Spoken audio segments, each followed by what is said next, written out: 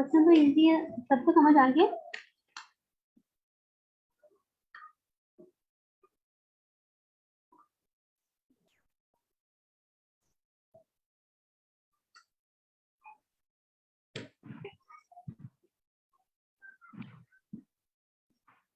इसमें हमें एक नोट, आपको समझ आ गया सर?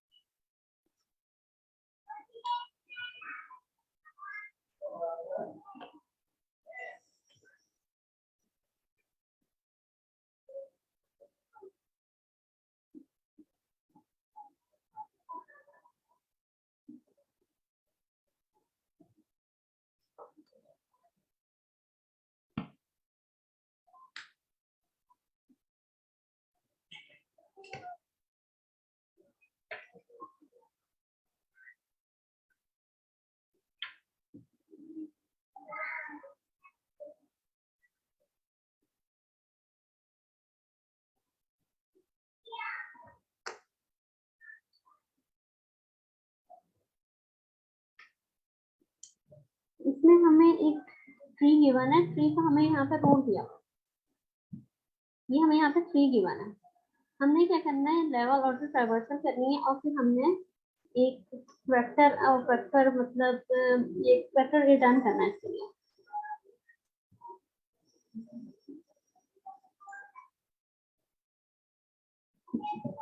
कल हम कर रहे थे, एक क्वेश्चन हमने किया था, उसमें हमने लेवल ऑर्डर ट्रावर्सल को देख रहे थे। लेवल ऑर्डर ट्रावर्सल क्या होता है कि हम जब इसमें करेंगे तो हमारे पास इसमें 3 लेवल बन रहे हैं। एक लेवल ये सेकंड लेवल में 9 एंड 20 है।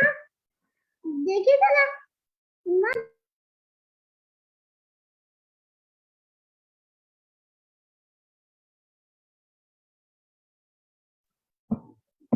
ये हमारे पास फर्स्ट लेवल है, ये हमारे पास सेकंड लेवल है और ये हमारे पास थर्ड लेवल आएगा। तो हमारी जो आउटपुट आएगी वो क्या होगी, उसमें ये तीनों सेट्स होंगे, लिस्ट होंगे तीनों। पहले में 3 होगा, सेकंड में 2 एंड 9 सॉरी 9 एंड 20 होगा और थर्ड में 15 एंड 17 होगा। इसको हम DFS भी कहते हैं, bread first search level order traversal कहलाती है। किसी को कोई क्वेश्चन है इसमें?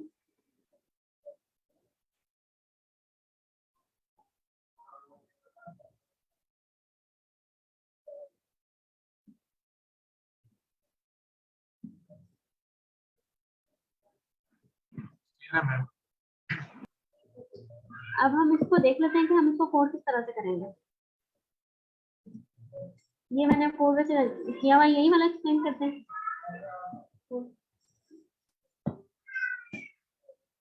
तो हम क्या करेंगे, पहले हम इनिशियलाइज करेंगे वेक्टर और वेक्टर रिजल्ट के लिए हम रिजल्ट का वेक्टर इनिशियलाइज करेंगे।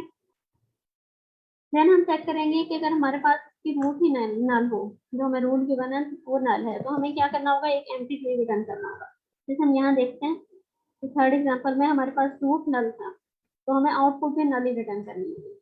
इसके लिए फर्स्ट हमने चेक लगा लिया कि रूट नल है, तो हमारे पास रिटर्न आउटपुट भी निकाल। अच्छा, अब हम क्या करेंगे, हम एक क्यू बनाएंगे। कैसे करेंगे हम, ये वाला क्वेश्चन बेसिकली हम इसके लिए एक क्यू बनाएंगे। जब हमारे पास पहले एक नोड आ जाएगी, ये वाला एक नोड आएगा, तो हम क्या करेंगे, इसको हम क्यू में पुश कर देंगे। क्यू होती है फर्स्ट इन फर्स्ट आउट। अब हमारे पास ये नोड आ गई, अब हम नेक्स्ट लेवल पे चले जाने से पहले इसको हम अपने रिजल्ट में पुश करेंगे। ये हमने रिजल्ट में पुश कर दिया इसको। अच्छा, जब हमने इसको यहाँ से क्रॉस करना है तो हम इसके चिल्ड्रन देखेंगे, इसके जितने चिल्ड्रन होंगे हम उन्हें भी चिल्ड्रन को क्यू में पुश कर देंगे और लेफ्ट टू राइट करेंगे, क्योंकि इन्होंने हमें क्वेश्चन में कहा है कि हमने कैसे वैल्यूज रिटर्न करनी है, from left to right, level by level. तो हम ये 9 और 20 को इसमें पुश करेंगे।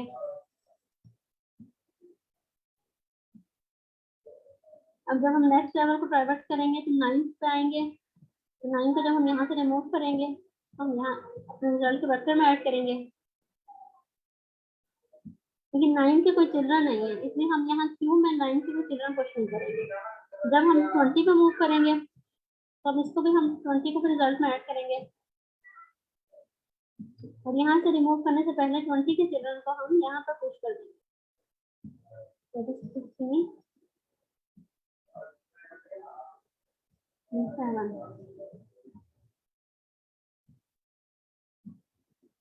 ये हमारी क्यू मेंटेन हो जाएगी।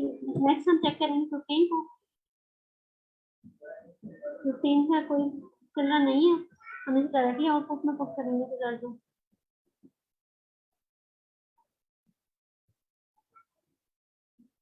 Next is 7। 7 का भी कोई चिल्ड्रन नहीं है,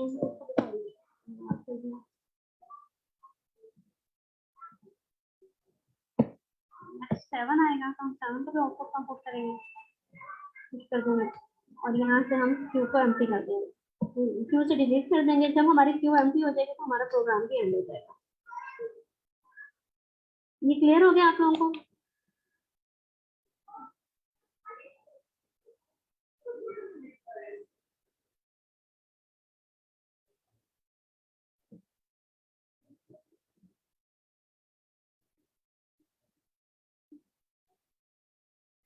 क्वेश्चन आप लोगों को अंडरस्टैंड हुआ कैसे हम करेंगे क्वेश्चन?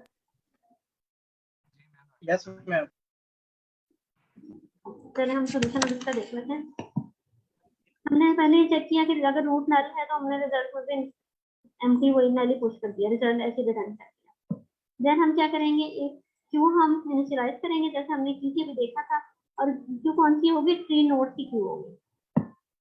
फिर हम क्यू में पुश करेंगे रूट को, जो हमारे पास यहाँ गिवन है रूट, इसको हमने क्यू में पुश कर दिया। तो हम इसको करके देख लेते हैं। मैं दोबारा से करूँ या आपको समझ आ रही है? मैडम नहीं सर आपकी आवाज ब्रेक हो गई थी, समझ नहीं आई। जी मैडम समझ आ रही है आपकी बात। अच्छा ठीक है।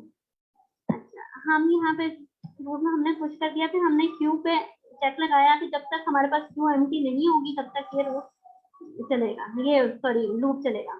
अब हमने क्या किया, इंट काउंट का एक वो वेरिएबल इनिशियलाइज कराया और उसको क्या वैल्यू दी, क्यू साइज, जितने क्यू का साइज होगा उतने हम की वैल्यू होगी। देन हमने एक वेक्टर इनिशियलाइज कराया करंट का, क्योंकि हमने लेवल बाय लेवल करना है, तो हम हर लेवल पे इसमें वैल्यूज अपनी ऐड करते जाएंगे और आखिर में फिर हम उसको रिजल्ट में पुश करेंगे। अच्छा अब हमने फॉर लूप चलाया आई से लेकर जितना साइज था क्यू का उतना वहां तक।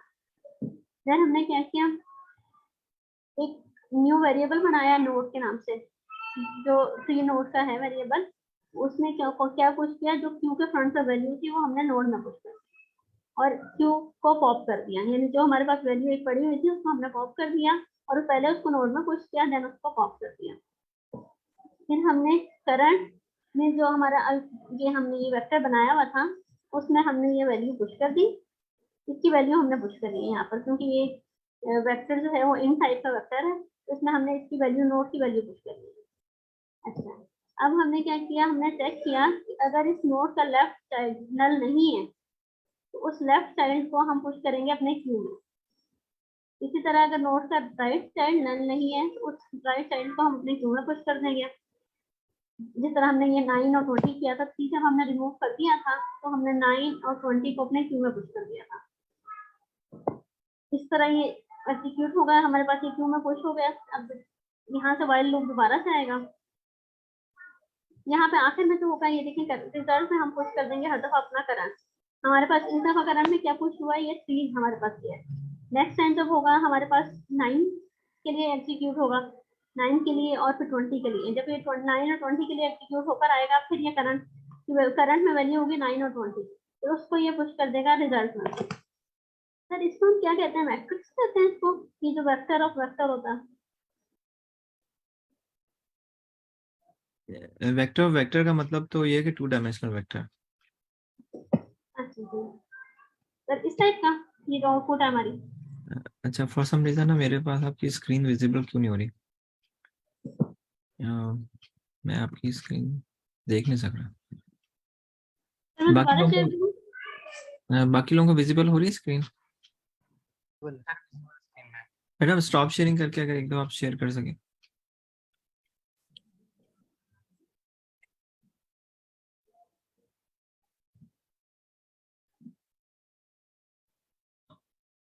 जी मैडम, आप क्या पूछ रही थी? वेक्टर वेक्टर का पूछ रही थी? जी सर। मतलब 2 डायमेंशनल वेक्टर है ना? वही। अच्छा, ये बताएं इसकी टाइम कॉम्प्लेक्सिटी क्या होगी? इसकी टाइम कॉम्प्लेक्सिटी होगी ओ ऑफ एन, और एन क्या चीज़ है? नंबर ऑफ नोड्स, जितने हमारे पास नंबर ऑफ नोड्स होंगे उतनी टाइम कॉम्प्लेक्सिटी। ठीक है। और ये बताएं इसकी स्पेस कॉम्प्लेक्सिटी क्या होगी? स्पेस कॉम्प्लेक्सिटी भी सेम होगी, ओ ऑफ एन। वो ऑफ एन होगी। जैसे अगर यहाँ पर हम क्यू में सारे सारे एक लेवल पे आ जाते हैं तो हमें सब कुछ पुश करना पड़ेगा क्यू में। और अगर अगर वो सारे एक लेवल पे ना हो तो फिर क्या होगा? हर एक लेवल पे नाम पे क्या होगी। जैसे इस केस में इसकी क्या स्पेस कॉम्प्लेक्सिटी क्या होगी? लॉग ऑफ एन होगी आई थिंक। कॉन्फिडेंट हो ना जो भी कह रही है उस पे? वो of log height of n होती है, कहते हैं कहीं वो पे ऑफ उसको। हाइट होती है, ठीक है। ओ फाइव लॉग ऑफ एन होती है उसमें नॉर्मली। दोनों चीजें कवर होती हैं कि अगर वो एक लाइन में भी आ रहे हो, मतलब जैसे आप कह रही हैं कि वो अनबैलेंस ट्री, अनबैलेंस कहते हैं लाइन में आना। देखें टर्मिनोलॉजी थोड़ी सी क्लोज टू होनी चाहिए जो कि दूसरे बंदे को टेक्निकल लगे। तो बैलेंस ट्री का मतलब ये होता है कि वो मतलब एक लाइन में ना हो, ठीक है। बात वही है, लेकिन बैलेंस ट्री अगर है या नहीं भी बैलेंस ट्री, तो दोनों केसेस में आप हाइट कहेंगे तो वो ऑफ एच कहेंगे, ठीक है। और हाइट जो होती है तो वो बैलेंस ट्री की मरहला लॉग वर्स्ट केस में हम दिखाएंगे कि O log of of N N. बनेगी। जी मैडम। सर वर्स्ट केस में हम उसे कह सकते हैं कि ओ ऑफ एन बन जाएगी। हाँ मतलब वर्स्ट केस में शायद उस तरह कह देंगे कि ऑफ एन होगी, लेकिन अगर आप हाइट की टर्म में बात करेंगे तो वो दोनों चीज़ों को कवर कर रही है। अगर आप ओ ऑफ हाइट कह रही है ना, तो अनबैलेंस ट्री के केस में वो हाइट जो है वो एन के वो हो जाएगी, अप्रोच कर जाएगी ना। इसी सर हमारे इस केस में तो हमारे वो जो है हाइट से रिलेटेड नहीं है, तो हमारी मेमोरी है वो तो हमारी जी। इससे रिलेटेड है, लेवल पर बाय लेवल चेक कर रहे हैं ना हम। अच्छा, ये जो है ना ये हाइट उसके स्टैक की वजह से कह रहा हूँ, ठीक है। आप मैं ये अज्यूम कर रहा हूँ ये जो आंसर के लिए आपका रिजल्ट है, इसमें इसको आप मेमोरी मतलब नहीं कह रहे, ठीक है। This is a part of result, ठीक है। जी सर। मैं कह रहा हूँ कि जो आपको स्टैक यूज होने में ना, क्योंकि वो जब रिकर्सिव तो नहीं होंगी। अच्छा मुझे बताएं, सॉरी मैं वो फेस कह रहा हूँ, ये तो बीएफएस है, बीएफएस में तो आपका क्यू यूज लेवल होता बाय लेवल हम ट्रैवर्स कर रहे हैं ना। है। हाँ तो किसी भी लेवल पे जितने मैक्सिमम नोड्स होंगे हाल है उसके मेरे माइंड में ना डीएफएस चल रहा था फॉर सम रीजन। तो ये क्यू की वजह से क्यों मैडम फिजा आप क्या कहती हैं इसकी स्पेस कॉम्प्लेक्सिटी क्या होगी? I guess if we are on the first, अगर हम फर्स्ट नोट पे है ना, तो हम लोग पहले लेवल को अपनी क्यू में पुश करा रहे हैं। लाइक पहली वाली हमने नोट रिमूव कर दी और इसके 2 हमने एलिमेंट्स पुश करा दिए।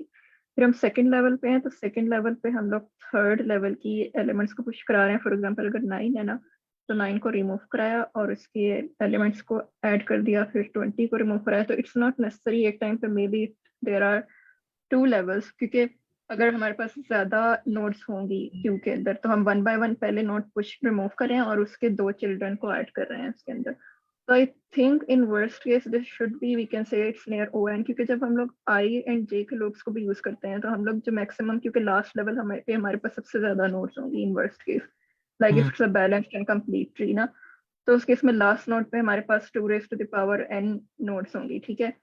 तो इट डिपेंड्स ऑन कि आप अगर हम n को 2 रेस्ट पर n नहीं कह रहे, अगर हम n को कह रहे हैं क्योंकि वो तो उस हाइट की बेसिस पे होता है ना, कि लास्ट नोड पे आपके पास, सॉरी लास्ट लेवल पे 2 raise to the power h for example nodes होते हैं in case of complete binary tree. तो लेट्स सपोज आप सारी की सारी नोड्स को आप n ले रहे हैं ना, पूरे के पूरे ट्री में सब नोड्स को n ले रहे हैं, तो उस केस में वी कैन से कि ये o n स्पेस लेगी, because we will be taking in worst case the last level जो कि नियरली इक्वल होगा, मतलब एग्जैक्ट तो नहीं होगा बट नियरली इक्वल होगा इनसे। सही कह रही है, थैंक यू।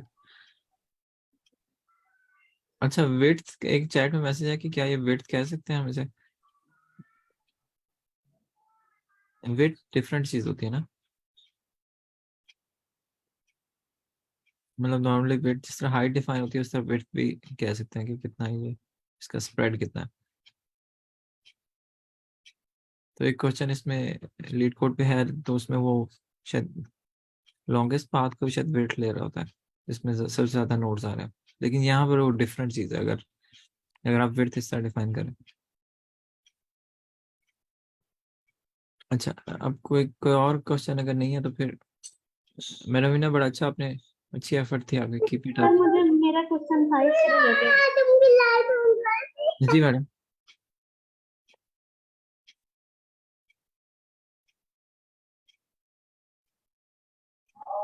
सर ये देखिए क्वेश्चन इस तरह से हमारा रन हो गया, ठीक है।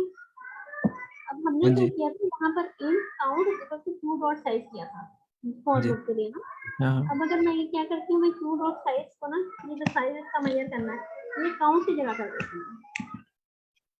वो फिर अच्छा चलें ठीक है, वो हर दफा क्यू में पुश करेगा तो साइज चेंज होता जाएगा ना, गलत हो जाएगा ना। ठीक है, एक लेवल से पहले आपने जितना उसका साइज था वो आपने पहले ही देखना है। अगर आप उसी उसमें क्यू को एक्सपेंड भी कर रही हैं और उसमें फिर साइज के साथ चेक कर रही हैं, तो क्यू साइज चेंज होता जाएगा। जैसे जैसे आप ऐड अच्छा करेंगे तो वो मोर एलिमेंट्स आ जाएंगे। अच्छा सही है, ठीक है, मैं तो फंस गई थी, मुझे समझ नहीं आ रहा था। ठीक है, थैंक यू सो चलें ठीक है। मच। मैं स्टॉप कर दूँ फिर? हाँ जी स्टॉप करें। अच्छी एफर्ट है, बाकी लोग भी पार्टिसिपेट किया करें, मतलब अगर आपको कोई क्वेश्चन ऐसा है जो कि आप प्रेजेंट कर सकते हैं एक्सपीरियंस लेने के लिए, एटलीस्ट इट्स बेटर कि आप पार्टिसिपेट करें। हम्म,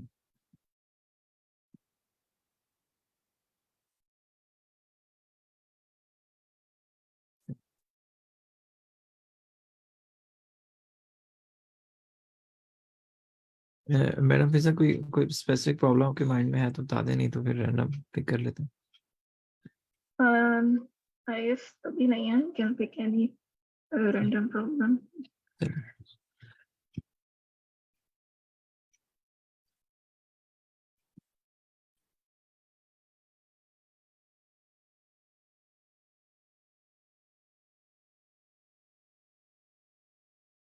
ये क्वेश्चन है, इसको मैं थोड़ा मिनिमाइज कर देता हूँ ताकि एटलीस्ट उसकी,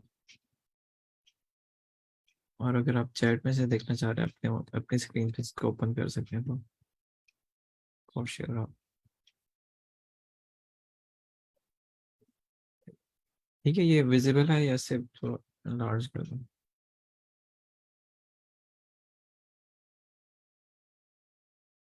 विजिबल है ये भी वैसे।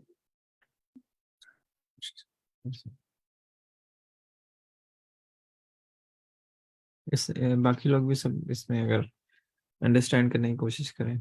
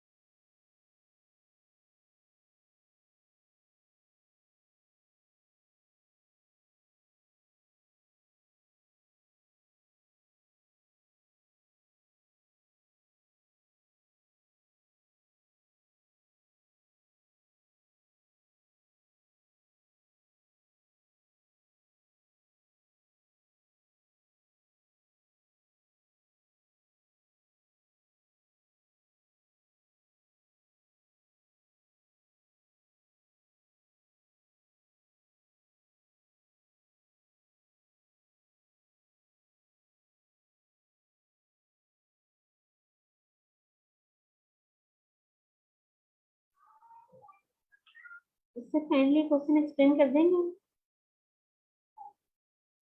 जी मैडम। पहले ये आपको ये थोड़ा सा समझ आया कि क्वेश्चन है किसके बारे में, अगर आपने थोड़ा मालूम करने हैं और फाइंड आउट करना है इसमें। नहीं, क्या समझ क्या आ रहा है, मतलब थोड़ा बहुत तो समझ आया हो। ये ब्लैक में जो है ये नोड की वैल्यूज हैं, ठीक और है। ये ब्लू में फाइनल एंड तक हमें पहुंचने के लिए जितना उसके लिए चाहिए, वेट चाहिए।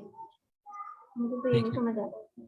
देखिए आपके पास ना 1 से लेकर ना n तक नोड्स हैं, ठीक है, उनके नंबर इसी तरह है। जैसे यहाँ पर देखें 1 भी प्रेजेंट है, 2 3 4 5, 5 इज द लास्ट नोड, ठीक है। एक तो अनडायरेक्टेड ग्राफ है, वेट दिया हुआ है हर एज का, अगर कोई कनेक्शन मतलब है उनके आपस में तो वेटेड ग्राफ है, ठीक है, अनडायरेक्टेड वेटेड ग्राफ है। अब ये कह रहा है कि आपको कोई भी जो सीक्वेंस है ना, सीक्वेंस ऑफ नोड्स का मतलब है कि वो आपस में इस तरह कनेक्टेड है। अब वो क्या हो सकता है, क्या इसका मतलब है कि 0 से स्टार्ट करें और आप अ, मतलब कोई भी पाथ जो होगा उसमें एक स्टार्टिंग होगा एक एंड होगा। इसको देखते हैं क्या कह रहा है। अच्छा, उसमें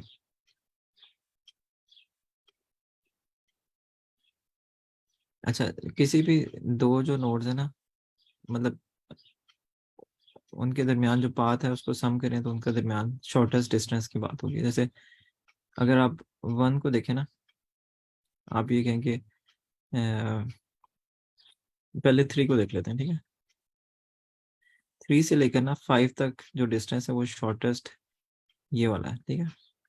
ये भी हो सकता था कि आप इस पाथ से चले जाएं अगर ये शॉर्टेस्ट होता, लेकिन वो 1 + 2 = 3 इस पाथ से कराएंगे और इस पाथ से आएंगे 1 आएगा। ये भी हो सकता है कि यहाँ से आए तो शॉर्टेस्ट हो, लेकिन इसमें ये लॉन्गेस्ट बन रहा है, ठीक है। तो आपने ये जो 1 के साथ जो 3 के साथ 1 लिखा हुआ है, ये शॉर्टेस्ट डिस्टेंस लिखा हुआ है, ठीक है। कि 3 का 5 जो लास्ट नोड है उसके साथ शॉर्टेस्ट डिस्टेंस बन रहा है। 2 का शॉर्टेस्ट डिस्टेंस यही वाला है, ये जो, ठीक हो गया, तो ये 2 इसलिए लिखा हुआ है। अच्छा, फिर 1 का जो शॉर्टेस्ट डिस्टेंस है वो इस पाथ से बन रहा है, ठीक है। 3 + 1 4, अदर अदर पाथ से बनाएंगे तो बड़ा बनेगा, डिस्टेंस लार्ज होगा। इस तरह करके ना आपने हर नोड का लास्ट नोड के साथ ना एक डिस्टेंस निकाल लिया, ठीक है।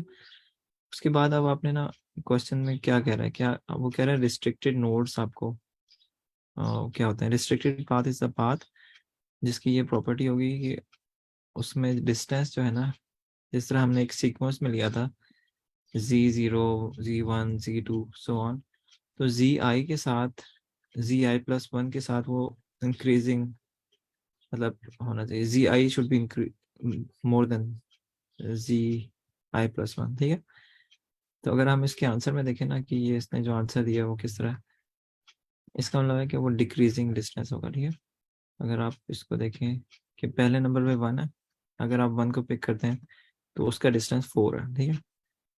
फिर 2 है, 2 का मतलब है कि उसका डिस्टेंस एज कम्पेयर टू 4 जो है ना उसका डिक्रीज हो रहा है, मतलब लास्ट नोड की निस्बत उसका डिस्टेंस डिक्रीज हो रहा है।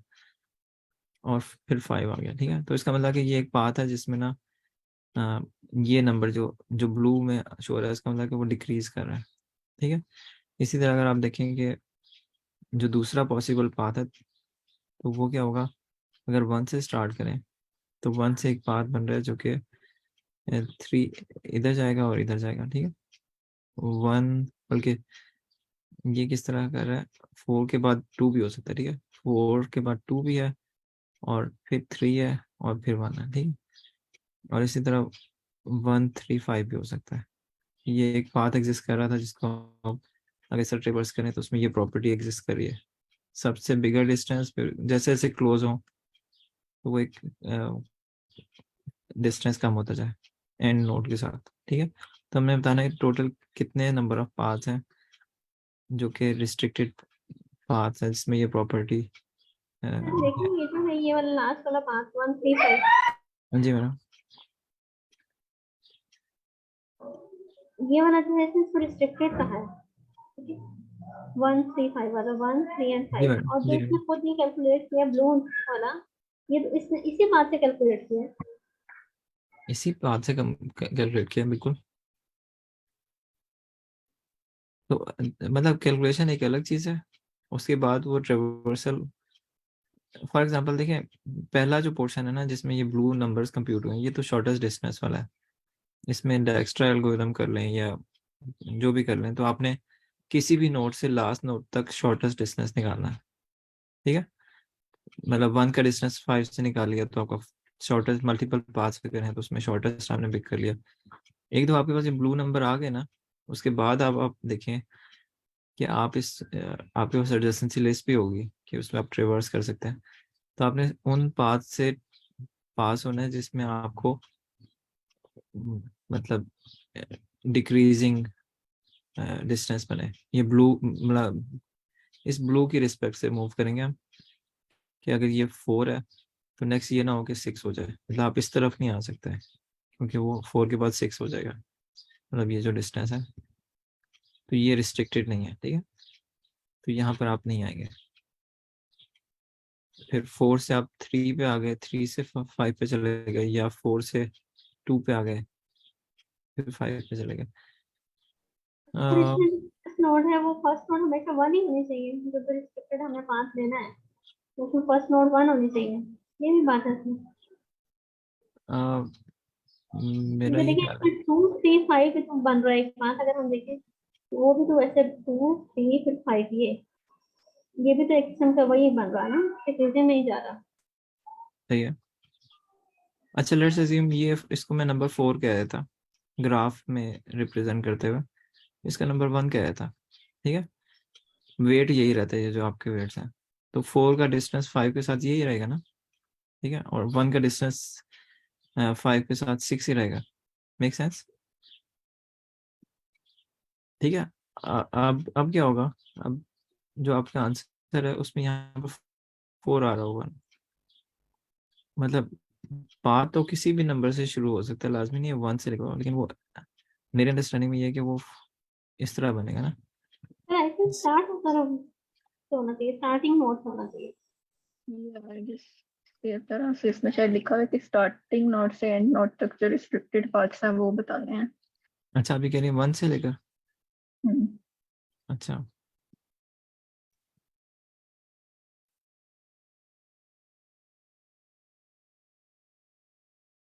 ये लास्ट लाइन में उसने लिखा है return the number of restricted paths from node 1 to node n। Hmm, make sense, हाँ सही कह रही हूँ।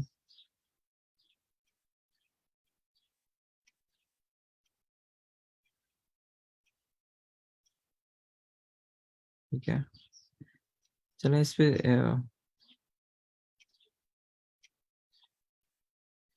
ठीक है।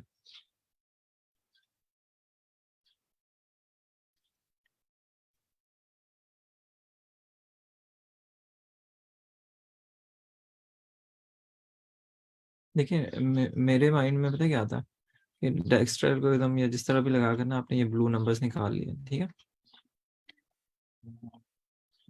उसके बाद ये आप ना बेसिकली एक समझ लें कि एक एरे में नंबर्स पड़े हुए हैं, ठीक है।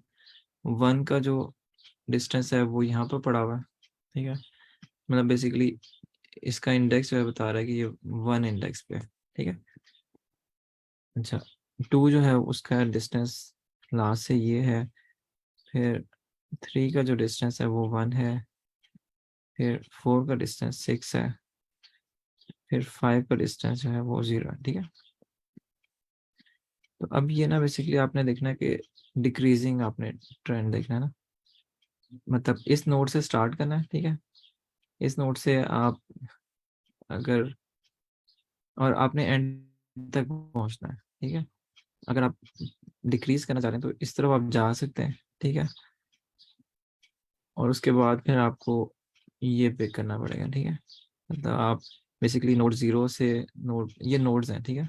जो इंडेक्स है बेसिकली वो नोड्स की इंफॉर्मेशन है, और एक्चुअल वैल्यू जो है वो उसकी वो है डिस्टेंस है, ठीक है। तो आप ये देख रहे हैं कि पहला जो पाथ बन रहा है वो ये वाला बन रहा है जिसको मैं पर्पल में कह रहा हूँ कि ठीक है 4 to 1, इसका मतलब कि मतलब नोड्स इस तरह कह देते हैं, 1 इंडेक्स कर लेते हैं, ठीक है। बेसिकली वो 0 इंडेक्स में शिफ्ट शिफ्ट बाय 1 है, ठीक है। इसको 4 कहते हैं, इसको 5 कहते हैं। थोड़ा सा इसको खिचड़ी को कम करते हैं।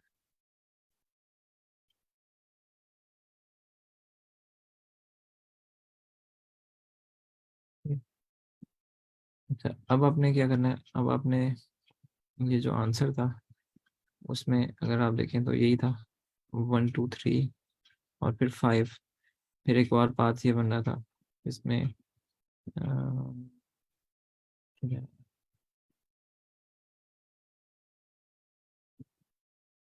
अच्छा ये भी हो सकता है कि इसके बाद आप डायरेक्टली जंप कर लें, इसका मतलब 1 2 5 बन गया, ठीक है। और इस ये भी हो सकता है लेकिन 1 से स्टार्ट होना चाहिए। ये भी हो सकता है कि 4 के बाद मतलब 1 के बाद 2 एंड 5, ये हो गया 1 2 3 5, ठीक है, और 1 3 5, ठीक है। तो आपने ये हॉप किया, इसको भी किया, ये जाना बेसिकली इस आपने इसको पिक किया और फिर इसको पिक किया, ठीक है। तो ये 3 कलर्स मैंने इसलिए जो किए कि ये 3 पास बन रहे हैं। तो अगर आपके पास एरे में हो फिर आप इस पर ट्रेवर्सल इजीली कर सकते हैं। या आपने हमेशा आगे वाला जो एलिमेंट है पिछले एलिमेंट से डिक्रीजिंग लेना है और आपने कोशिश करनी है कि आप एंड पे चले जाएं 5 पे। I was thinking कि ये o n squared हो जाएगा, like because we are trying in worst case we might try every single possibility. तो इसको ऑप्टिमाइज में ये सोच रही थी कि हम इस तरह कर लें जैसे हम डीपी में करते हैं ना, कि अगर हम एक स्पेसिफिक नोट पे पहुंचे और हमें पता है उसका एंड तक जो है वो, लाइक अगर हम 3 पर हैं तो हमें पता है 3 से 5 तक हमें एक ऑलरेडी पाथ मिल रहा है। तो जब हम यहाँ से आएंगे ना 4 से 2 पे, मतलब एक पाथ 4 2 1 5 बन रहा है और एक हमारे 1 0 बन रहा है और एक पाथ बन रहा है 4 1 0। तो हम लोगों ने जब ये ऑलरेडी कैलकुलेट कर लिया ना, जब हम 2 से यहाँ पे आएंगे दोबारा तो हमें इसको दोबारा कैलकुलेट करने की जरूरत नहीं पड़ेगी, मतलब इस 1 0 को, क्योंकि हम 2 से जब यहाँ पे आए हमें ऑलरेडी पता है कि ये हमें ऑलरेडी एक काउंट यहाँ से मिला हुआ है। तो वो मतलब ऑप्शन यहाँ में आ 3 जाएगा। 5 एक काउंट है, हाँ वो ओपन में हो जाएगा। तो जब हम यहाँ आएंगे हम काउंट को इंक्रीमेंट कर देंगे जब यहाँ पे आएंगे तो एक और, क्योंकि एक यहाँ पे ऑलरेडी है तो 1 + 1 2 हो जाएगा। और थर्ड नहीं पार्ट हमारा क्या है 1 मतलब 3 5। 2 ऑरेंज थे और एक पर्पल बनाया था। हाँ मतलब एक 3 to 5 हमारे पास शॉर्टेस्ट पाथ है, 4 to 5 नहीं है, ठीक है। मतलब हम एंड से अगर शुरू करें 4 to 5 there is no path, तो इधर 0 होगा, ठीक है। जी। फिर 1 to 5 एक पाथ है, सॉरी 3 to 5 एक पाथ है, we will increment it by 1। Then हम लोग यहाँ पे 2 पे आएंगे तो 2 से हम डायरेक्ट 3 पे जा सकते हैं, ठीक है। तो इट्स मीन कि यहाँ पे एक पाथ ऑलरेडी अवेलेबल है, तो हम्म इसका 1 का अपना एक ऐसे हो जाएगा, ठीक है। फिर हम 4 पे आएंगे, 4 से हम डायरेक्ट 3 पे जंप कर सकते हैं, तो इनिशियली 0 था तो पहले काउंट 1 हो जाएगा। फिर 4 से हम 2 पे जंप कर सकते हैं जहाँ पे काउंट 1 था, तो हम इसको 2 कर देंगे। And where is the third one, 1 to 5 मैंने कर लिया, 1 2 3 5 कर लिया, अच्छा 1 to 5 भी है, ठीक है। तो 2 से हम लोग 5 पे भी जा सकते हैं, तो ऑब्वियसली यहाँ पे 2 पाथ्स होंगे इसके। तो जब मैं यहाँ पे आई 2 पे जब हम जंप करेंगे तो यहाँ पे 2 पाथ्स होंगे, काउंट इज 2। 3 पे आएंगे यहाँ पे काउंट है 1, तो विल बी 2 + 1 3।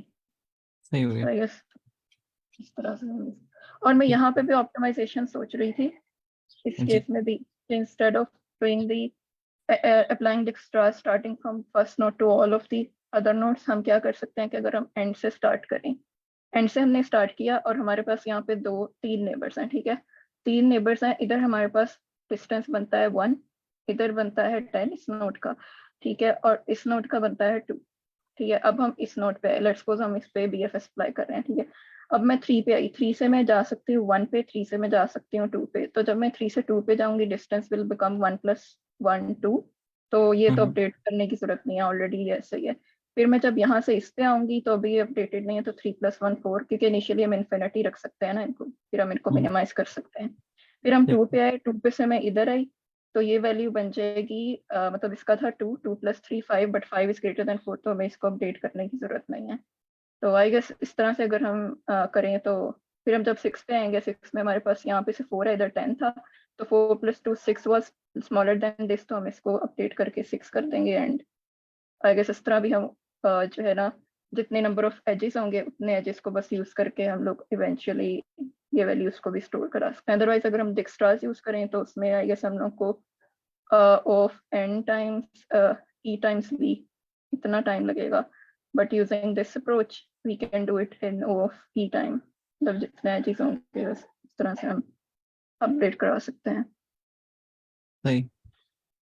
मेरे ख्याल है इस पे अंडरस्टैंडिंग के लेवल पे तो ठीक हो गया, लेकिन इसकी डिटेल्स करेंगे तो फिर पता चलेगा। बाकी लोगों में से कोई सजेशन अगर आप लोग कुछ ऐड करना चाह रहे हो तो प्लीज बताइए। ठीक है, तो मैडम थैंक यू, आपने बड़ा अच्छा इंसाइट दी। एक क्वेश्चन और ओपन कर लेते हैं, फिर इसको हम अपने ओन टाइम पे कोशिश करेंगे इसको कोड कर सकें, क्योंकि चीज़ें थोड़ा सा टाइम ले लेती हैं, फिर इस बेटर के हम उस पर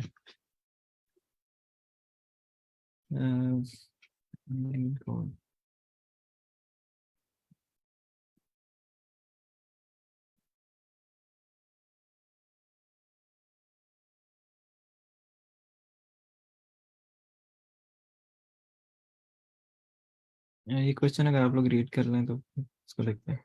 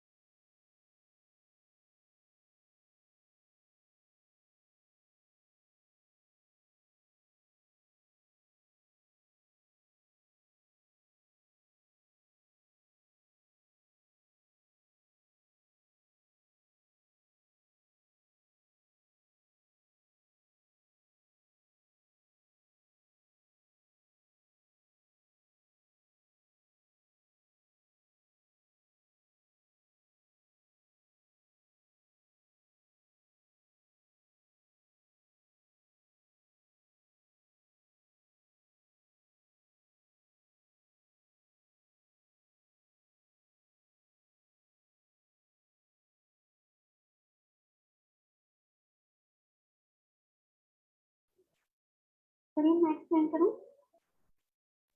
जी मैडम प्लीज करें। इसमें इसने कुछ रूल्स बताया है। जब हम किसी भी रूम को विजिट करेंगे तो क्या होगा, अगर हम रूम को फर्स्ट टाइम विजिट आई जब हम विजिट करते हैं और नंबर ऑफ विजिट अगर हमारे होंगे तो हमारा जो आई होगा हम नेक्स्ट विजिट में I-1 पे जाएंगे, I-1 को विजिट करेंगे। ठीक है? If you have been in room I an odd number of times, including the current visit, on the next day you will visit a room with a lower or equal room number specified by next visit. अच्छा अगली दफा हम क्या करेंगे, इससे lower पे जाएंगे या फिर इसके इक्वल पे जाएंगे विजिट करने के लिए। ठीक है, अगर हमने सपोज करें हमने फर्स्ट टाइम विजिट किया 0 को, हमने फर्स्ट टाइम विजिट किया है 0 को, तो हमने 0 को विजिट करने में क्योंकि ये 1 हुआ, 1 टाइम हमने विजिट किया इसको मिला के तो हम कर सकते हैं इसी विजिट। तो हम नेक्स्ट टाइम क्या करेंगे, या इसी नंबर पे आएंगे या इससे लोअर पे आएंगे, इससे लोअर रूम पर विजिट करेंगे। अब ये लोअर रूम क्योंकि हमारा एग्जिस्ट नहीं करता तो नेक्स्ट टाइम भी हम 0 को ही विजिट करेंगे। जब हम नेक्स्ट टाइम 0 को विजिट करेंगे तो हमारे पास कितना हो जाएगा, इसका हमारे पास 2 हो जाएगा। तो जब हमारा 2 होगा तो 2 के लिए हमारे इसने क्या कहा है, हम जब इवन पे हो जाएंगे, if you have been in room I an even number of times including the current visit, on the next day you will visit room I+1, यानी हम मॉड हमने नेक्स्ट टाइम हमने किसको जाना है I+1 हम करेंगे तो वो बनेगा हमारे 0+1 हम करेंगे और इसका मॉड लेंगे इनके साथ तो हमारे पास बनेगा ये 2 सॉरी 1। तो हमारे पास क्या है, on day 2 you visit room 1, this is the first day when you have been in all rooms। अच्छा हमारे पास day 2 में हमारे पास बनेगा room 1 और हम हमारे पास फर्स्ट डे होगा तो हम सब रूम्स में हो जाएंगे विजिट करने में। हम सबको डे 2 में हम सब सर ये नेक्स्ट एग्जांपल को देखें तो हमें क्लियर हो जाएगा, थोड़ा सा नीचे कीजिएगा। जी मैडम। अच्छा जब हम फर्स्ट डे हम विजिट करेंगे तो हम करेंगे 0 को विजिट। जब हमने 0 को विजिट किया तो हमारे पास क्या हो गया, नंबर ऑफ टाइम विजिट कितना हो गया हमारे पास 1। अब हम नेक्स्ट डे हम फिर दोबारा हम 0 को विजिट करेंगे क्योंकि हमने या लोअर करना है विजिट या फिर इसी नंबर को विजिट करना है, तो हम नेक्स्ट डे फिर ये 0 को विजिट करेंगे। अब जब हमने नेक्स्ट डे 0 विजिट किया तो हमारे पास इसका विजिटेड नंबर ऑफ टाइम्स कितना हो गया 2। अब हम 2 का मतलब है हम ये जो ये 0 वैल्यू थी 0+1 करेंगे 0+1 और इसका मॉड दे देंगे 2 के साथ तो हमारे पास आ जाएगा 1। तो हम नेक्स्ट टाइम हम 1 को विजिट करेंगे। जब हमने 1 को विजिट किया तो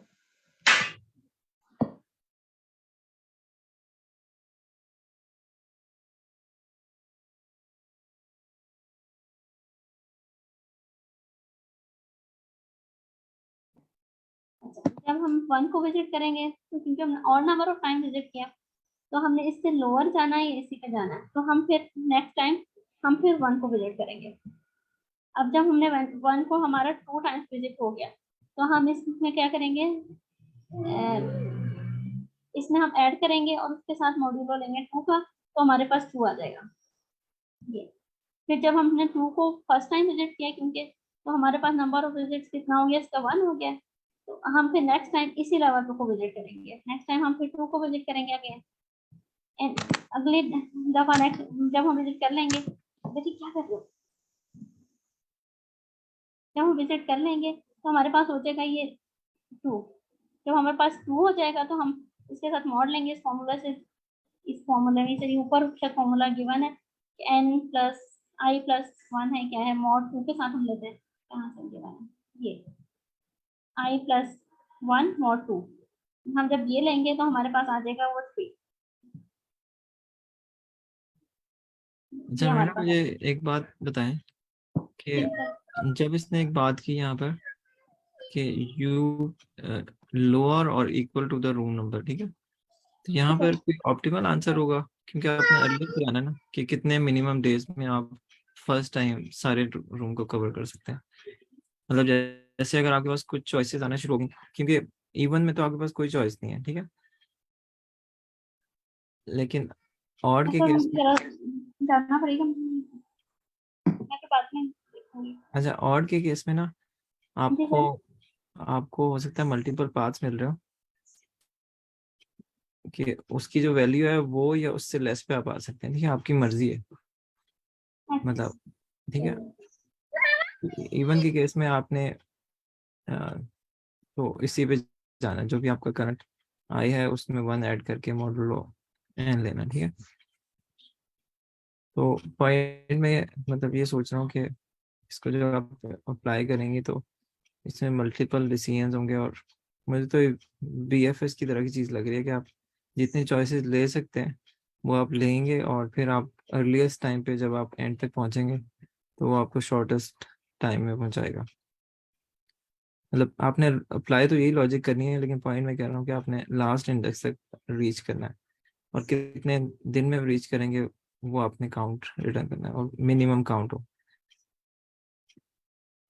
मैडम फिजा आप कुछ ऐड करना चाहेंगे? यस, मेरी भी यही अंडरस्टैंडिंग है कि हम लोग जिस करंट इंडेक्स पे खड़े हैं, जब वहाँ पे ऑड नंबर ऑफ विजिट्स हैं तो तब हमें उससे पिछले उसको इंक्लूड करके सारे रूम को विजिट करना पड़ेगा, बिकॉज हमारे पास वो सारी चॉइसेस होंगी।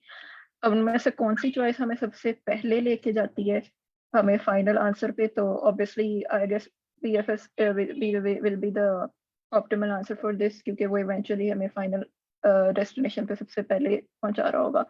इसके अलावा जो है इसके अंदर एक जस्ट करेक्शन करनी थी कि maybe I am wrong, पर अगर आप टॉप पे आए तो वो ये कह रहे हैं कि जब इवन विजिट्स हमने किए हैं तो हम लोग को I+1 mod n करना है, not the number of visits. So, मतलब n which is the number of rooms. I guess this is what he is saying. तो yes, बस I guess इतना ही इसमें है। और अच्छा, इसमें I was thinking when we will be applying BFS, तो करना चाह रही थी कि स्क्रॉल डाउन करता है इसको जी मैम। मोमेंट। फॉर एग्जांपल हम लोग इस रूम पे हैं और यहाँ पे ऑड नंबर ऑफ विजिट्स हैं, तो हमारे पास ऑप्शन है ये 3, तो हम इन तीनों को अपनी क्यू में डाल देंगे कि हम मतलब इस रूम को विजिट कर सकते हैं या इसको। तो अगर हम इस पे हैं तो वी विल बी अगेन भी चेकिंग कि हम यहाँ से और किधर जा सकते हैं, या तो हम यहाँ पे आ सकते हैं, या फिर again we can go somewhere, मतलब इससे पीछे कहीं जा सकते हैं। फिर हम लोग इस वाली पे आएंगे और इस पे चेक करेंगे कि क्या हम पीछे जा सकते हैं या फिर हम इधर फ्रंट पे आ सकते हैं। तो इसमें what will be the I am thinking कि टाइम कॉम्प्लेक्सिटी इसमें किधर तक जा सकती है? Will it still be O(n squared और may be it will be O(n squared)? और अब अगर हम नाइव अप्रोच को यूज करें तो फिर तो मतलब it can be very large, उसमें तो इसको कंप्यूट करना भी मुश्किल होगा, बट आई एम थिंकिंग कि